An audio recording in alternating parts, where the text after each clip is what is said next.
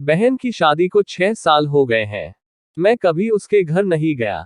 होली, दिवाली, रक्षाबंधन पर कभी mummy papa जाते हैं। मेरी बीवी एक दिन मुझे कहने लगी, आपकी बहन जब भी आती है उसके बच्चे घर के हाल बिगाड़ कर रख देते हैं।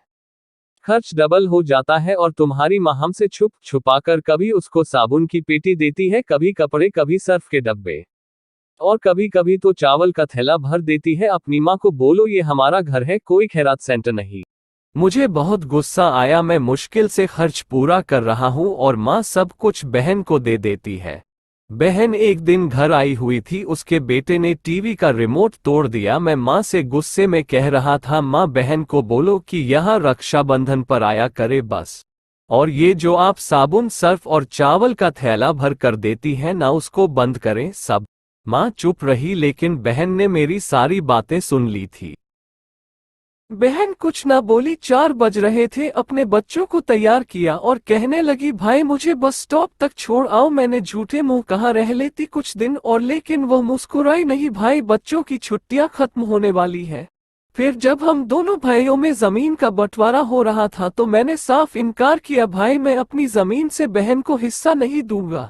बहन सामने बैठी थी, वह खामोश थी, कुछ ना बोली। माँ ने कहा, बेटी का भी हक होता है, लेकिन मैंने गाली देकर कहा, कुछ भी हो जाए मैं बहन को हिस्सा नहीं दूंगा। मेरी बीवी भी बहन को बुरा भला कहने लगी। वह बेचारी खामोश रही। बड़ा भाई अलग हो गया कुछ वक्त बाद। मेरे बड़े बेटे को टीवी हो गई। मेरे पास उसके इलाज करवाने के पैसे नहीं थे। मैं बहुत परेशान था। 1 लाख रुपया कर्ज भी ले लिया था। मैं बहुत परेशान था, कमरे में अकेला बैठा अपने हालात पर रो रहा था। उस वक्त वही बहन घर आ गई। मैंने गुस्से से बोला, अब ये आ गई है मनहूस। मैंने बीवी को कहा, कुछ तैयार करो बहन के लिए, तो बीवी मेरी पास आ गई, कोई जरूरत नहीं कुछ भी पकाने की इसके लिए। फिर 1 घंटे बाद वह मेरे पास आई, भाई परेशान हो? बहन ने मेरे सर पर हाथ फेरा, बड़ी बहन हो तुम्हारी, अब देखो मुझसे भी बड़े लगते हो। फिर मेरे करीब हुई, अपने पास से सोने की कंगन निकाले, मेरे हाथ में रखे और आहिस्ता से बोली, पागल तू ऐसे ही परेशान होता है, ये कंगन बेचकर अपना खर्चा कर, बेटे का इलाज करवा। शक्ल तो देख जरा, क्या हालत बना रखी तुमने। मैं खामोश था, बहन की तरफ देखे जा रहा था। वह आहिस्ता से बोली, किसी को ना बताना कि कंगन के बारे में, तुमको मेरी कसम है।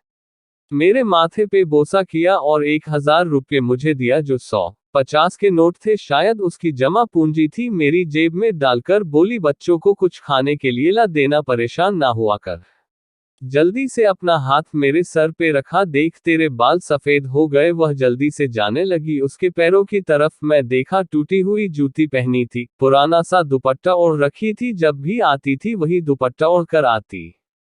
हम भाई कितने मतलब परस्त होते हैं, बहनों को पल भर में बेगाना कर देते हैं और बहनें भाइयों का जरा सा दुख बर्दाश्त नहीं कर सकती। वह हाथ में कंगन पकड़े जोर जोर से रो रहा था, उसके साथ मेरी आंखें भी नम थी।